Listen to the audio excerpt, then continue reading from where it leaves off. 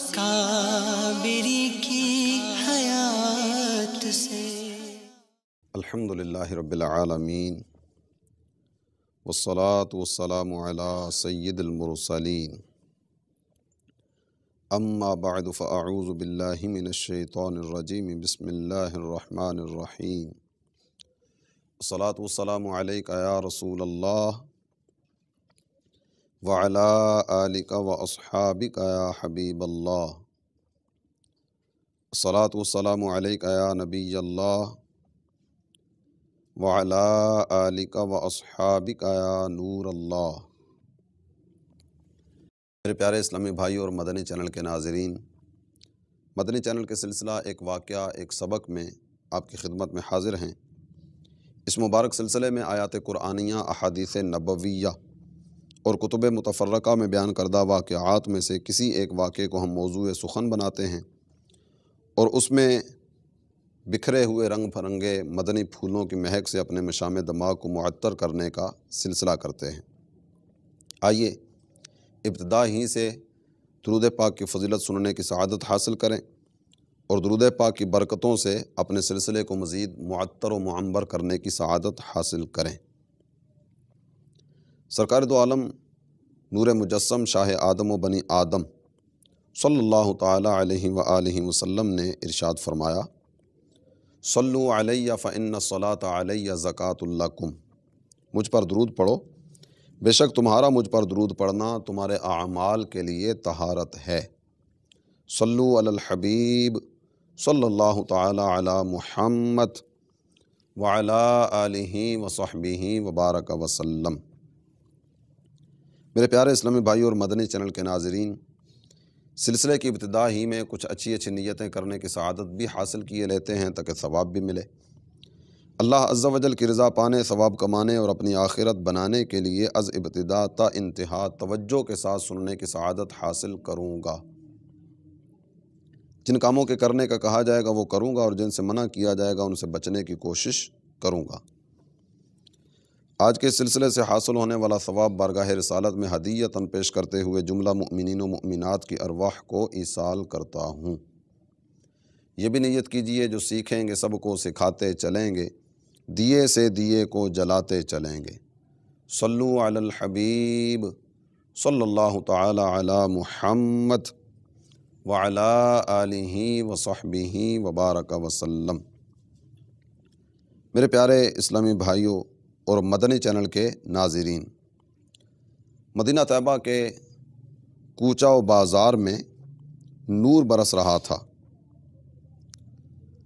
آفتاب نبوت کی تجلیات بھی مدینہ طیبہ کو منور کیے ہوئے ہیں اور آفتاب فلک وہ بھی پوری آب و تاب کے ساتھ چمک رہا ہے۔ زندگی کا کوئی گوشہ ایسا نہیں جہاں نور کی کرنیں نہ پہنچ رہی ہوں۔ اندھیرے سمٹ کر رہ گئے، کیوں نہ سمٹتے؟ جس دنیا نے ہر سو ظلمت دیکھی تھی وہ ہدایت کے اس چراغ سے روشنی لے رہی تھی جس کا کوئی سایہ نہ تھا۔ اب وہاں انسان کا دل روشن ہو گیا تھا، آنکھیں جگمگا رہی تھیں۔ انسانی تمدن میں روشنی ہی روشنی تھی اور اندھیرے نام کی کوئی چیز نہ تھی۔ دنیا کی نگاہوں نے ان مایوس انسانوں کو بھی دیکھا جن سے دنیا نے کبھی بھی پیار نہیں کیا تھا، اس لیے کہ وہ خوبصورت نہیں تھے، اس لیے کہ ان کے رنگ کالے تھے، اس لیے کہ ان کے ظاہری نقش و نگار لوگوں کے مزاج اور لوگوں کی طبیعت کو پسند نہیں آ رہے تھے۔ حقیقتاً ایسے افراد جن کو دنیا دھتکار رہی ہو یہ پیار کے بھوکے ہوا کرتے ہیں، اپنے دل میں پیار کی تشنگی محسوس کرتے، جگہ جگہ جگہ جگہ یہ پیار پیار اور پیار کو تلاش کرتے نکل رہے ہوتے ہیں۔ اسی طرح کہ ایک فرد سیاہ فام، اتنے سیاہ فام کہ ان کے نام کا حصہ ہی اسود رکھ دیا گیا۔ اسود یعنی بہت زیادہ کالا، نام کا حصہ ہی اسود پڑ گیا۔ جو بھی دیکھتا اسود کے نام سے ان کو یاد کیا کرتا۔ ظاہری صورت کے اعتبار سے اگر دیکھا جائے تو حسن و رعنائی سے محروم، لیکن ان کے اندر ایک عظیم المرتبت انسان کی روح وہ پوشیدہ تھی جو کہ ظاہر بھی نگاہوں کے سامنے نہیں تھی۔ دنیا ان سے بیزار اور یہ دنیا سے بیزار تھے۔ ان کی کیفیت ان کے سماج کے لیے ایک جرم بن گئی تھی۔ وہ جسے پیار کی ایک نگاہ کا جواب حقارت بری نظروں سے ملتا ہو، ان کے سینے میں دھڑکنے والے دل کے بارے میں آپ ذرا غور کیجئے کہ اس کی کیفیات کیا ہوتی ہوں۔ پیار کے ساتھ کسی سے پیش آئے لیکن جواب میں پیار نہیں ملا، پیار کے جواب میں گالیاں، پیار کے جواب میں دھتکارنا اور پیار کے جواب میں کالا اور اس طرح کے دیگر الفاظ کا استعمال کرنا۔ اس طرح کے افراد کے دل بار بار ٹوٹتے ہیں اور بعض اوقات اس طرح کی کیفیت ہو جاتی ہے کہ ان کے دلوں میں نفرت ہی نفرت بھر جاتی ہے۔ ہمیں بھی چاہیے کہ ہم بھی اپنے گرد و پیش میں اگر اس طرح کا ماحول بنانے میں اپنا کوئی کردار ادا کر رہے ہوں تو اس سے اپنے آپ کو بچائیں۔ سرکار دو عالم صلی اللہ تعالیٰ علیہ وآلہ وسلم کے اعلان نبوت کے بعد جہاں مختلف قبائل، مختلف اطراف و اکناف سے لوگ آتے رہے اور شمع رسالت پر دیوانہ وار پروانہ وار قربان ہوتے چلے گئے، ان آنے والوں میں سعد نام کے ایک صاحب بھی تھے جن کو سعد اسود کہا جاتا۔ اسود ان کے نام کا باقاعدہ سے جز بنا دیا گیا۔ یہ نبی پاک صلی اللہ تعالیٰ علیہ وآلہ وسلم کی خدمت میں آئے اور جس طرح اعلیٰ حضرت امام اہل سنت نے کہا نا کہ غم زدوں کو رضا مجدہ دیجے کہ ہے بے کسوں کا سہارا ہمارا نبی۔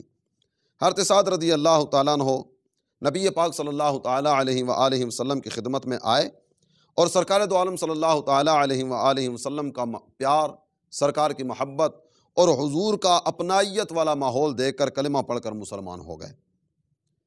ایک دن نبی پاک صلی اللہ تعالیٰ علیہ وآلہ وسلم کی خدمت اقدس میں انہوں نے حاضر ہو کر لرزتے ہوئے کانپتے ہوئے ایک سوال کیا تھا، جس سوال کے بعد اللہ تعالیٰ جل جلالہ نے ان کے دل کو نور ایمان سے منور کیا۔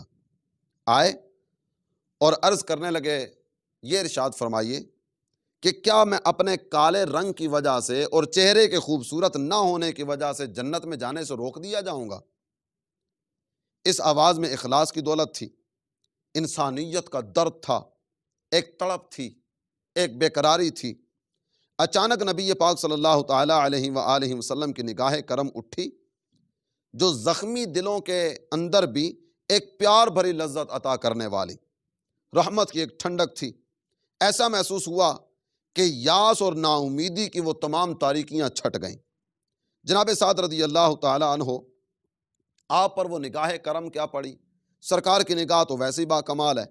اعلیٰ حضرت امام اہل سنت کہتے ہیں جس طرف اٹھ گئی دم میں دم آ گیا، اس نگاہ عنایت پہ لاکھوں سلام۔ فرمایا نہیں سعد، خدا کی جنت کا دروازہ تمہارے لیے کھلا ہوا ہے، وہاں جانے سے تمہیں کوئی روکنے والا نہیں۔ حضور صلی اللہ تعالیٰ علیہ وآلہ وسلم کی زبان مبارک سے یہ شیریں جواب سن کر جناب سعد رضی اللہ تعالیٰ عنہ کا چہرہ خوشی و مسرت کے ملے جلے تاثرات سے چمک اٹھا، کالی صورت پر بھی نکھار آ گیا اور ان کے چہرے پر خون کی سرخی اس طرح چھلکنے لگی جیسے کالے بادل کے ٹکڑوں سے شفق جھلکتی ہے۔ فرط حیرت و مسرت میں بے اختیار ان کے سیاہ اور موٹے ہونٹوں پر کلمہ توحید کے نورانی الفاظ جاری ہو گئے۔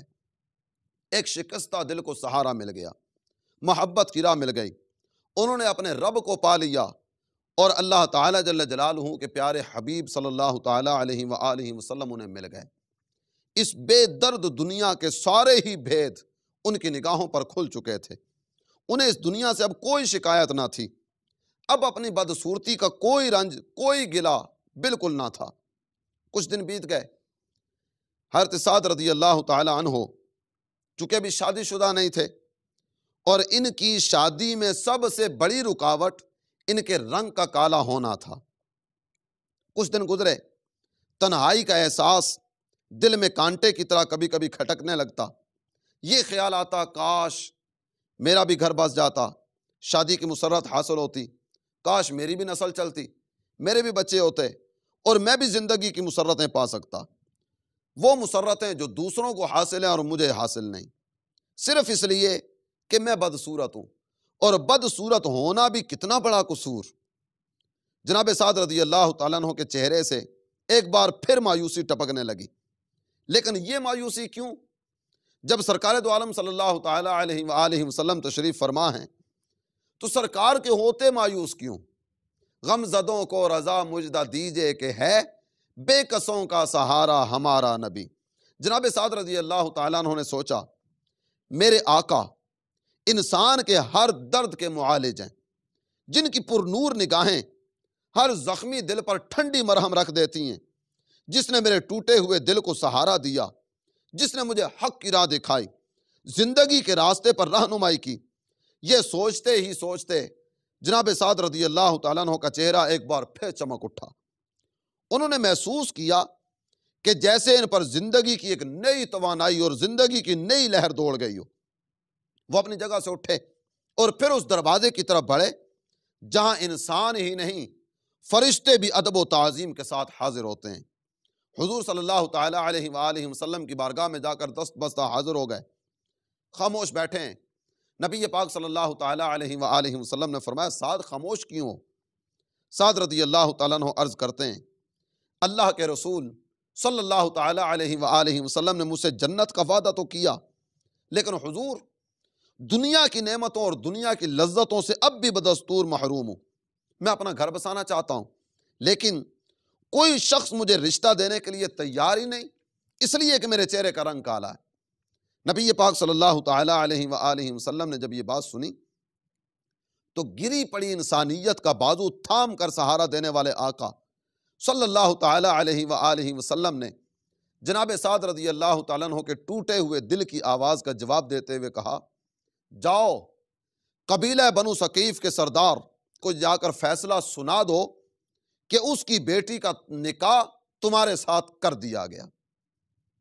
اختیار دیکھیے، نبی پاک صلی اللہ تعالیٰ علیہ وآلہ وسلم کو اللہ نے کتنا عظیم اختیار اور کس قدر حکومت عطا فرمائی۔ قرآن پاک کی سورہ احزاب میں ذکر ہوا نا النبی اولیٰ بالمؤمنین من انفسہم، یہ نبی صلی اللہ تعالیٰ علیہ وآلہ وسلم ایمان والوں کی جان کے بھی مالک ہیں۔ واقعی ایسا ہے، جب سرکار جان کے مالک ہیں تو ہی یہ فیصلہ کیا جا رہا ہے۔ کسی نے کہا نا خالق کل نے آپ کو مالک کل بنا دیا، خالق کل نے آپ کو مالک کل بنا دیا۔ یہ وہی ملکیت تھی کہ جس کا اظہار نبی پاک صلی اللہ تعالیٰ علیہ وآلہ وسلم فرماتے ہیں۔ فرمایا جاؤ عمر بن وہب کے پاس اور جا کر کہہ دو کہ اس کی بیٹی کا نکاح تمہارے ساتھ کر دیا گیا ہے۔ سعد رضی اللہ تعالیٰ عنہ مسرت و حیرت سے دم بخود رہ گئے۔ رسول اللہ صلی اللہ تعالیٰ علیہ وآلہ وسلم یہاں بیٹھے بیٹھے ہی اتنا بڑا فیصلہ فرما رہے ہیں، لیکن سرکار دو عالم صلی اللہ تعالیٰ علیہ وآلہ وسلم کے منہ سے نکلنے والے وہ مبارک الفاظ کانوں میں رس گھول رہے تھے۔ تاریخ دنیا میں ایک نئی بہار آ گئی۔ جناب سعد رضی اللہ تعالیٰ عنہ کا دل خوشی سے دھڑکنے لگا اور ان کے سیاہ چہرے پر مسرت کی لہر اس طرح چمکنے لگی جیسے آفتاب کی روشنی پوری دنیا کو چمکا رہی ہوتی ہے۔ حضور صلی اللہ تعالیٰ علیہ وآلہ وسلم کا یہ حکم حضرت سعد رضی اللہ تعالیٰ عنہ نے لیا اور سرکار کا یہ پیغام اور سرکار کا یہ فرمان سننے کے بعد عمر بن وہب ان کے پاس چلے گئے، دروازے پر دستک دی اور جاتے ہی جب یہ پیغام نبوت سنایا ان کے پاؤں کے نیچے سے تو گویا زمین ہی نکل گئی۔ جس صورت کے شخص کو چھوٹے سے چھوٹا گھرانہ بھی اپنے اندر لینے کو آر سمجھے، اس کا نکاح قبیلے کے سردار کی بیٹی کے ساتھ کر دیا جائے، یہ کیسے ہو سکتا تھا؟ لیکن چونکہ ایمان لا چکے، کلمہ پڑھ چکے، اب نبی پاک صلی اللہ تعالیٰ علیہ وآلہ وسلم کے فیصلے کے سامنے زبان کھولنے کی ہمت کہاں۔ اللہ تعالیٰ جل جلالہ نے سورہ احزاب میں ذکر فرمایا وَمَا كَانَ لِمُؤْمِنٍ وَلَا مُؤْمِنَةٍ إِذَا قَضَى اللَّهُ وَرَسُولُهُ أَمْرًا أَن يَكُونَ لَهُمُ الْخِيَارَةُ، جب اللہ اور اس کا رسول کسی معاملے میں فیصلہ فرما دیں تو مومن مردوں اور مومن عورتوں کو اپنی ذات پر بھی ذرہ برابر کوئی اختیار باقی نہیں رہتا، کوئی اختیار باقی ہی نہیں رہتا۔ تو پھر اختیار کیسا؟ بات کس طرح کی؟ اب جب سرکار ہی مالک ہیں، جب سرکار ہی مختار ہیں اور اللہ تعالیٰ جل جلالہ نے ایمان والوں کی جانوں کا مالک بھی اپنے نبی کو بنایا، تو اب یہاں بات کیسے کی جائے؟ گردن جھکائے خاموش کھڑے ہیں کہ کیا جواب دیں؟ ایک طرف ایمان اور دوسری طرف بیٹی کی محبت، عجیب قسم کی کشمکش کا عالم ہوگا۔ عمر بن وہب کے سکوت اور ان کی خاموشی کو جناب سعد رضی اللہ تعالیٰ عنہ نے انکار سے تعبیر کیا، سلامتی کی دعا دینے لگے، اور سلامتی کی دعا دینے کے بعد واپس ہونے لگے کہ یہ خاموش ہو گئے، ہو سکتا ہے انکار کر دیں، ہو سکتا ہے یہ فیصلہ ان کو تسلیم نہ ہو۔ جب حضرت سعد رضی اللہ تعالیٰ عنہ وہاں سے واپس ہونے لگے تو جناب عمرو بن وہب رضی اللہ تعالیٰ عنہ کی صاحب زادی، جن کے بارے میں یہ فیصلہ ہوا تھا، ان تک یہ آواز پہنچ چکی اور وہ یہ نبی پاک صلی اللہ تعالیٰ علیہ وآلہ وسلم کا فیصلہ سن چکی ہیں۔ جب حضرت سعد واپس ہونے لگے تو ان کی صاحب زادی آواز دیتے ہوئے کہتی ہے، اے بندہ خدا، اگر یہ فیصلہ اللہ اور اس کے رسول کا ہے تو مجھے منظور ہے، اگر اللہ اور اس کے رسول کا فیصلہ ہے تو یہ فیصلہ مجھے منظور ہے۔ اس منظر کی عکاسی کرتے ہوئے کسی نے یوں اپنے انداز میں کہا کہ گویا حضرت عمر بن وہب رضی اللہ تعالیٰ عنہ کی صاحبزادی اپنے والد کو مخاطب کرتے ہوئے کہتی ہیں کہ رنگ کا کالا بھی ہے اور حسن بھی ماند ہے، بھیجنے والا تو ابا 14ویں کا چاند ہے، کب میں کہتی ہوں کہ اس کے رنگ تو کالے کو دیکھ، میں تو کہتی ہوں کہ اس کے بھیجنے والے کو دیکھ۔ عمر بن وہب کی بیٹی کہ اس پرجوش بیان نے جناب عمر رضی اللہ تعالیٰ عنہ کی کشمکش وہ بھی ختم کر دی، اور وہ بھی مسکراتے ہوئے جناب سعد رضی اللہ تعالیٰ عنہ کے پاس آئے اور بولے، مجھے یہ فیصلہ منظور ہے، آپ شادی کا انتظام کیجئے۔ جناب سعد رضی اللہ تعالیٰ عنہ عجیب قسم کی خوشی، اور اس خوشی کے عالم میں آپ بازار کی طرف گئے تاکہ شادی کا سامان خرید سکوں، اور شادی کا سامان خریدنے کے بعد دوبارہ شادی کی ترکیب وغیرہ کی جائے اور پھر رخصتی کا سلسلہ ہو۔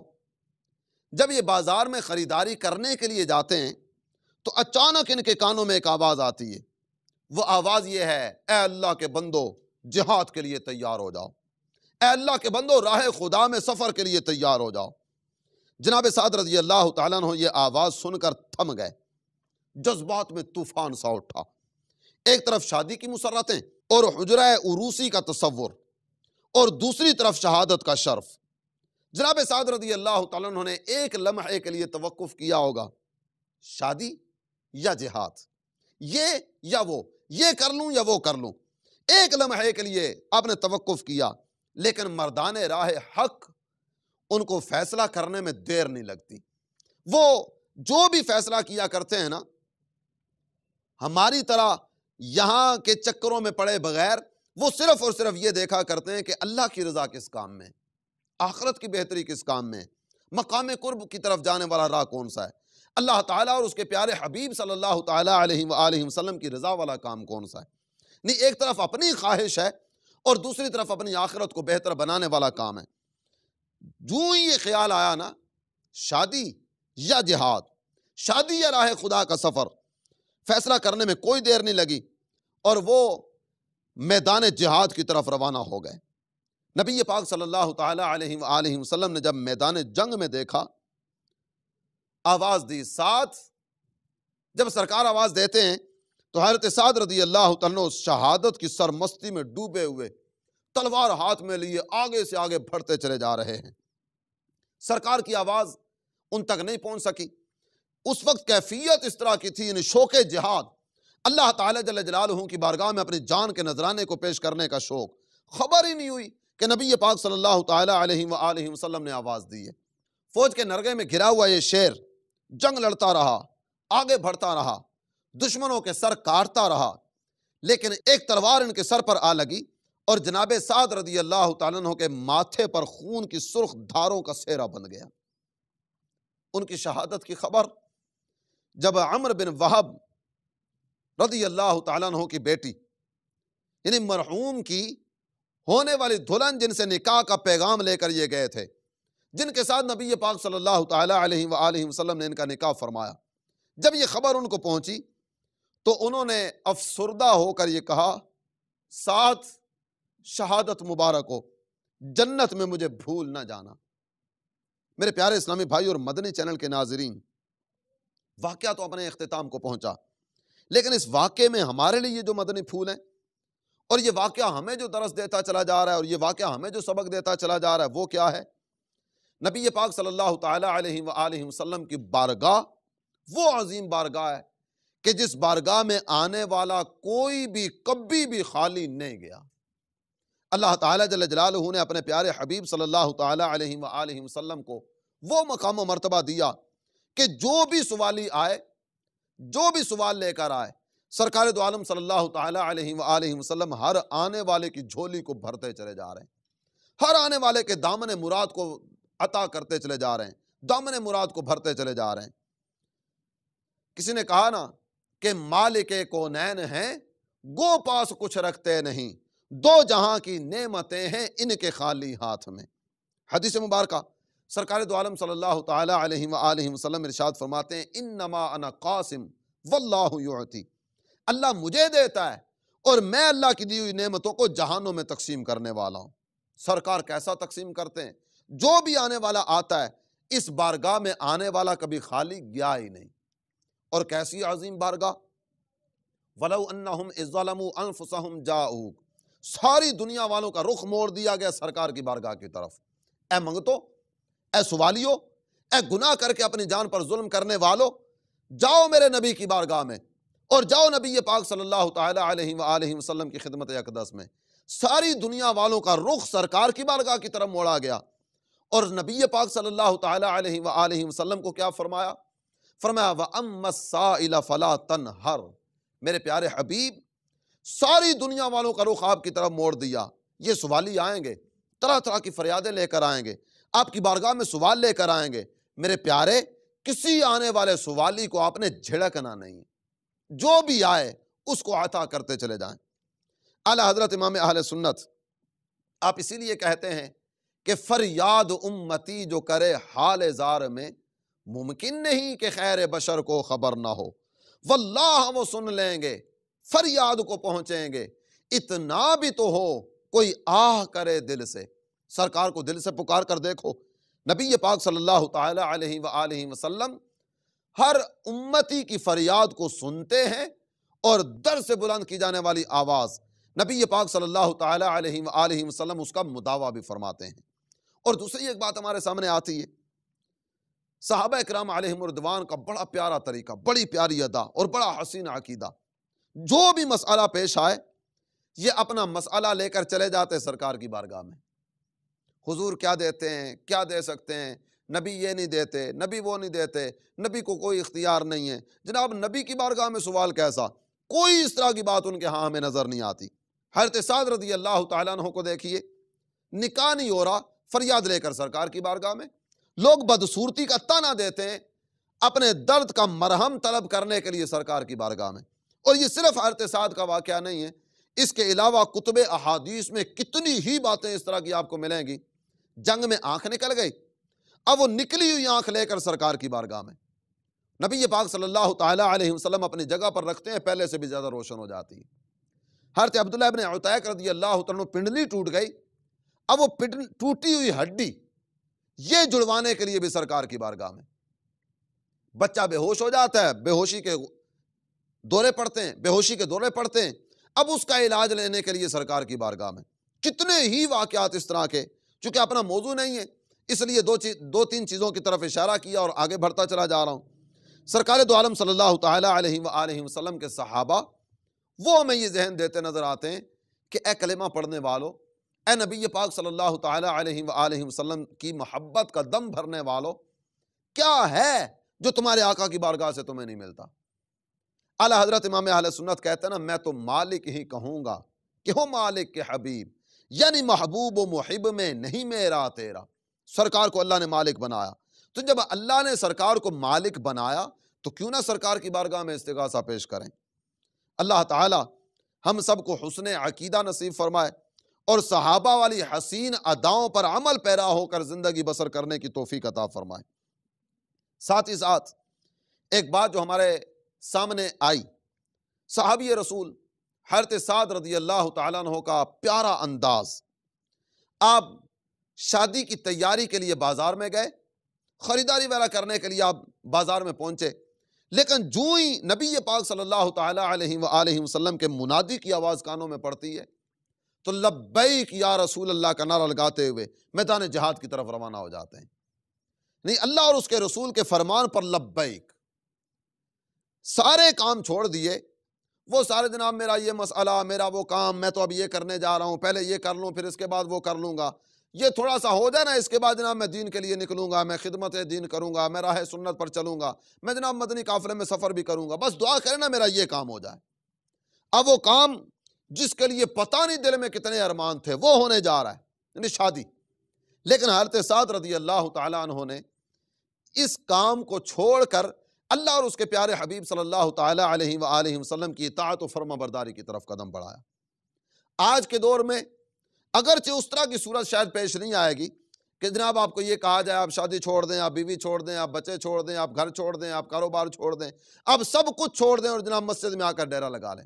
اس طرح کی صورت تو اگرچہ نہیں ہے، لیکن صرف اتنا جو کہا جاتا ہے کہ اس کے ساتھ ساتھ کچھ نہ کچھ وقت دین سیکھنے کے لیے بھی دیجیے، راہ خدا میں سفر کی سعادت بھی حاصل کیجیے، مدنی قافلوں کے مسافر بھی بنیے۔ آپ پر کیا کیا سیکھنا فرض ہے آپ نہیں جانتے، آئیے ہم آپ کو بتاتے ہیں کہ آپ پر کیا سیکھنا شریعت نے فرض رکھا، اور صرف بتاتے نہیں، آپ کو سکھانے کا اہتمام بھی کرتے ہیں۔ تو آئیے نا، دعوت اسلامی کے پاس آئیے، دعوت اسلامی کے مدنی ماحول میں آئیے، اور سیکھنے سکھانے کی اس تحریک میں عملی طور پر آپ شریک ہو جائیے۔ ہر 30 دن میں کم از کم 3 دن، کم از کم 3 دن راہ خدا عز و جل میں سفر کرنے والے مدنی قافلوں میں سفر کی سعادت تو حاصل کیجیے۔ حضرت سعد رضی اللہ تعالیٰ عنہ اب سب کچھ چھوڑ چھاڑ کر راہ خدا میں سفر کے لیے روانہ ہو گئے، اور اس میں ایک چیز جو ہمارے سامنے اور آتی ہے، شہادت کی خبر ملی بنت عمر بن وہب رضی اللہ تعالیٰ عنہ، ان کو جن کا نکاح سرکار دو عالم صلی اللہ تعالیٰ علیہ وآلہ وسلم نے اپنے صحابی حضرت سعد رضی اللہ تعالیٰ عنہ سے کر دیا۔ ان کی زبان پر کیا جملہ آتا ہے؟ ساتھ شہادت مبارک ہو، قیامت کے میدان میں مجھے بھول نہ جانا۔ ایک حسین عقیدہ، ایک حسین خیال اور ایک پیاری سوچ ہمارے سامنے آتی ہے، وہ ہے شفاعت۔ اللہ کے نیک بندے، شہداء، علماء، صلحاء، اتقیاء، صحابہ، انبیاء رضی اللہ تعالیٰ عنہم اجمعین وعلیہم الصلاۃ والسلام، یہ نیک بندے مختلف طرح کی شفاعتیں ہوں گی۔ مجرموں کی شفاعت بخشوانے کے لیے ہوگی، اور بخشے ہوئوں کی شفاعت ان کے مقام قرب میں اضافے کے لیے ہوگی۔ بنت عمر بن وہب رضی اللہ تعالیٰ عنہا جو سرکار کی صحابیاں ہیں، وہ کہہ رہی ہیں ساتھ شہادت مبارک ہو، قیامت کے دن مجھے بھول نہ جانا۔ تو میرے پیارے اسلامی بھائی اور مدنی چینل کے ناظرین، آئیے نا ہم بھی صحابہ کے حسین عقیدوں کی طرف آئیں۔ سرکار دو عالم صلی اللہ تعالیٰ علیہ وآلہ وسلم نے جنتی لوگوں کی نشاندہی کرتے ہوئے فرمایا ما انا علیہ واصحابی، جنتی کون ہوں گے؟ میرے آقا فرماتے ہیں وہ جو میرے اور میرے صحابہ کے طریقے پر ہوگا۔ آئیے صحابہ کی انہی حسین اداؤں کو اپنائیں، انہی پیارے عقائد، انہی حسین عقائد اور انہی حسین تصورات میں ہم اپنے آپ کو گم کرتے ہوئے بس آگے سے آگے بڑھتے چلے جائیں۔ ایک مومن کے لیے سب سے بڑا سرمایہ اللہ اور اس کے رسول عز و جل و صلی اللہ تعالیٰ علیہ وآلہ وسلم کی رضا ہے۔ اللہ تعالیٰ یہ ہمارا مقدر بنائے، اور اللہ کرے کہ ہم نیکی کی راہ پر چلتے ہوئے نور تقوی سے اپنے دل کو منور کرنے کا سامان کریں، اور حسین اور دل نشین اور صحابہ کے وہ پیارے پیارے عقیدے اللہ کرے کہ ہم ان کے مطابق زندگی بسر کر کے اس دنیا سے جائیں۔ اللہ تعالیٰ عمل کی توفیق عطا فرمائے، آمین بجاہ النبی الامین صلی اللہ تعالیٰ علیہ وآلہ وسلم۔ ملتا ہے در سے آخرت ان واقعات سے، سیکھیں سبق آؤ اکابری کی حیات سے۔